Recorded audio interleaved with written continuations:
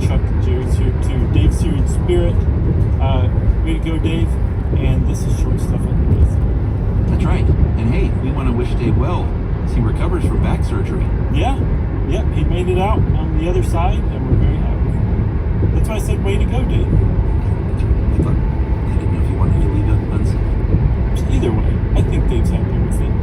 He's like, you guys can keep talking about me the whole episode. All right. Well, his nickname is Dave Boba T. Well, I'm not going to say his last name because I don't want people to bother. C. We just call him the Boba T guy. Right. I've never had Boba Tea. Oh, no? No, and I need to. Sure, I think everybody needs to have it at least once. I had it once. I decided immediately I didn't like it. Oh, okay. I like everything about it except for the boba. That's what I didn't like. I don't like that.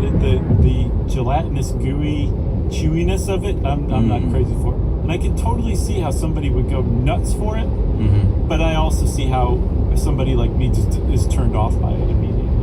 Well, I don't want to try it as much because gelatinous is never a word I seek out for my mouth. So you can get boba tea without the boba, and I'm sure the purists will be like, shut up, you can't call it boba tea.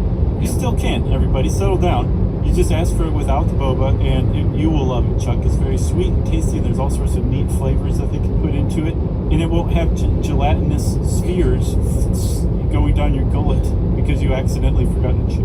They're going to say, all right, well, I'll make you one, but you're not getting one of those big fat straws. They do. They give you the big fat straw anyway, so you go through it really quick. All right, so we're talking about boba tea or bubble tea, and that is something that, I'm kind of a dummy. The first time I saw that, I was like, what in the world is going on in that cup?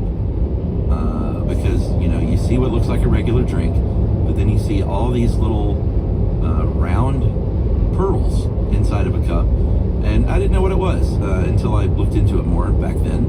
And now I know, because of this, that is a Taiwanese tea.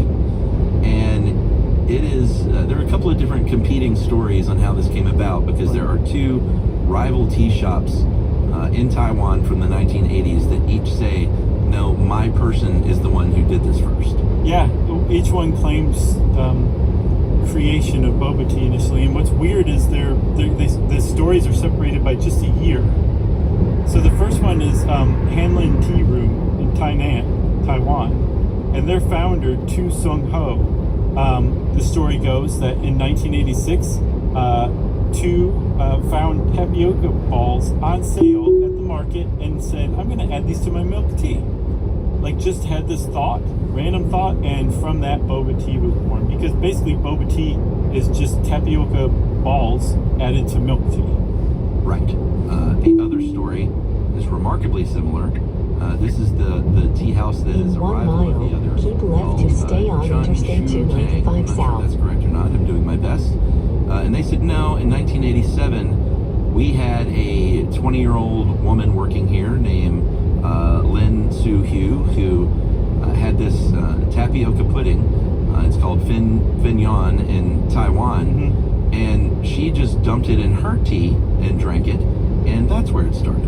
Yeah. What's weird is everybody separated themselves from Ms. Lin immediately because they thought she was super weird, and yet she may have invented boba tea. Right. So either way, we'll probably never know who's the actual first person or the first tea shop.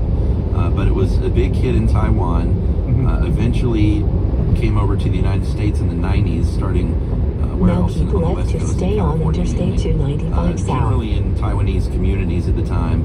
And then, kind of started becoming mainstream. And I feel like in the 2000s, it really, really broke out as like kind of the hot thing for hipsters to do. Yeah, I was going to say there's 100% chance that it was proto-emo kids who brought it out of the Taiwanese communities into American culture. Look at this, everybody. So you can't really talk about boba tea unless you talk about milk tea, because that's kind of the basis of it. And boba tea is really new from the 80s. Milk tea is not that old, considering how old Taiwan is. It was just in the 1940s that a bartender named Chang Fan Shu got out of the bartending game, but still could not get the cocktail shaker. In 1 mile, take exit 60 on the right onto US 1, Phillips Highway. That would kind of froth and have bubbles, so it became bubble tea, milk tea. And that this went along for several decades. People went crazy for milk tea, and then eventually somebody thought, either Tu Sung Ho or Lin Xiu Hui thought to add tapioca pudding bowls. That's right. So you've got milk, you've got the ice, you've got black tea, you got those tapioca pearls. There are all kinds of variations now, different kinds of tea, different kinds of milks, non-milks, things like, cashew milk and stuff like that, almond milk. And then if you go to one of these, boba tea places in some large urban center, you're going to have all kinds of fun and crazy variations and flavors and toppings and things like that. Yep. So I say we take a break and we'll come back and tell everybody a little more. Now take exit 60 on the right.